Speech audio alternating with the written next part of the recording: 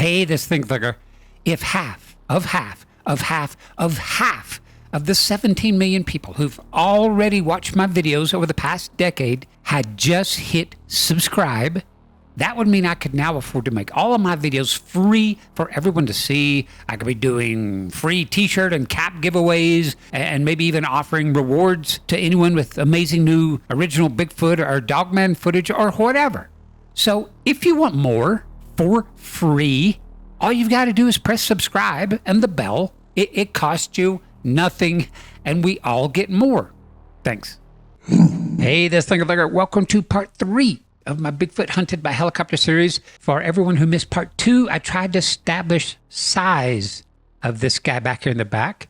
And to do that, I used the fact that there's a couple of trucks back there, or a truck and what appears to be an SUV, but the SUV is kind of hidden behind some rocks and brush, and the truck was out a ways. There was no way to tell just exactly how far away the truck was. So no real joy there, other than it appeared that our shape in black was big. How big, we didn't yet know. But there was something else right here in plain sight that did help out with scale. And thanks to my wife, Miss Thunker, she spotted a little crossing bridge right there. See that? And I did a search and found that OSHA standards require that railings on any bridge be a minimum of 42 inches. Now, what's really weird about that is we can see that these 42-inch marks are hitting our mystery shape about at its knees, or maybe just above. 42 inches would hit me hip level, and I'm 6 foot 2 inches. So if we're going by the bridge here, and that the bridge followed OSHA standards, then this is a giant. So using that 42-inch minimum rail height again, something about like that. And I realize that the bridge is closer to the camera, but it's not that much closer. So again, we're just trying to get an approximate shape. Let me hide the bridge, and now I'll pull our 42-inch mark over here. And let me double that. So we've got 42 inches and 42 inches. That's 84 inches.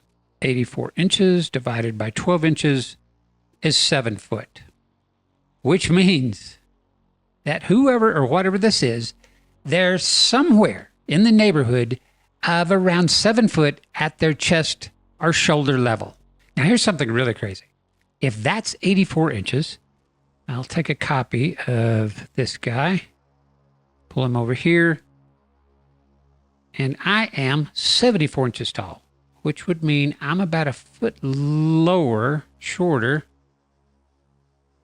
more than that, something about like that. I mean, that's just crazy. I, at 6 foot 2, would look like a child to whoever this is back here, if we can go by the 42-inch minimum railing on the bridge. So now that we have at least a general idea of the size of our mystery shape back there, and know that it's somewhere between big and a giant, I want to take a look at that stride right there. So what I did, I'm going to lift that stride and compare it to the fastest man on the planet, Usain Bolt. Now watch Usain's biomechanics. Look at his trailing leg. Right there is as far back as Usain's leg gets, and that's as far stretched out as his leg gets. And if we compare that to the red stride, we are seeing entirely different body mechanics. I would call those non-human body mechanics, because we could compare the red stride to every sprinter we find. Nobody is going to hyperextend legs that far like that, especially when just trotting over for a short distance. But I was able to find one other example of somebody with the stride like the red stride here.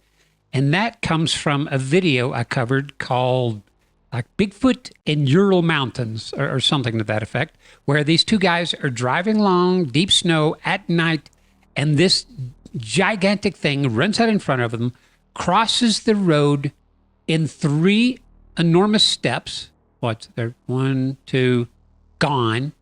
3 steps.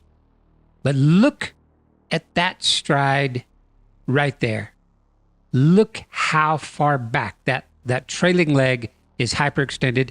And if we compare the two, we see that when the big furries really get to cooking, they lean into it, which is something else I wrote about in my book. There's the chapter called "The Men Who Lean When They Run." Look for that section. So look at this. For everybody wanting these to be fakes, please explain to me why the only time men's bodies can move at this extreme angle, hyperextending their legs like this, is when they put on monkey suits. Why is that?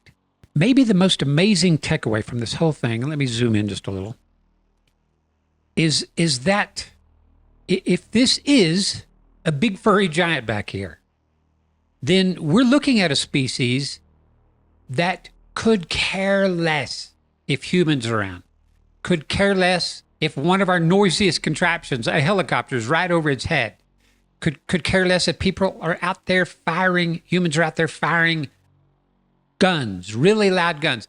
It could care less. It isn't, or at least doesn't appear to be threatened by any of that.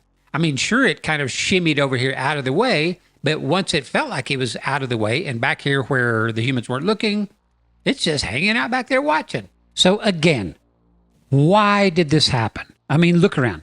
This has to be one of the unsquatchiest locations we've ever seen. There's a helicopter hovering overhead, for crying out loud. And if that's not enough, there's a family there firing guns 50 or 75 yards away. You would think there wouldn't be a forest giant within 1,000 miles of this area. And yet, looking back there in the back, there is someone or something jet black, head to toe. They seem to have enormous size and do, in fact, display non-human body mechanics. So why would they be here of all places? Nothing ever made sense to me on this until I read one comment posted on my, I believe it was part 2 video. And this commenter said, "We've been having trouble with Bigfoot at our rifle range too." They didn't say what kind of trouble, but they did go on to say that they believed that for forest giants, for some of them, when they hear gunfire, that for them is a dinner bell. And think about this. When a trophy hunter goes out for a deer or elk, what do? They take the head, as macabre as that sounds, and leave the entire body behind. So for an intelligent species, they would link the two together. They would hear gunfire and think, aha, free meal, kind of like Thanksgiving. That really makes more sense. It's more logical than anything else I could think of. All right, everybody, that is all I've got for this series. Let me know what you think below. Thank you all so much for watching. Thank you for subscribing and commenting, buying my caps, t-shirts, and beanies and stuff. And as always, thank you so much to my patrons and my YouTube members. Without your generosity, none of these videos would be possible. I would no longer get to be Finger Thunker. So thank you all very, very much.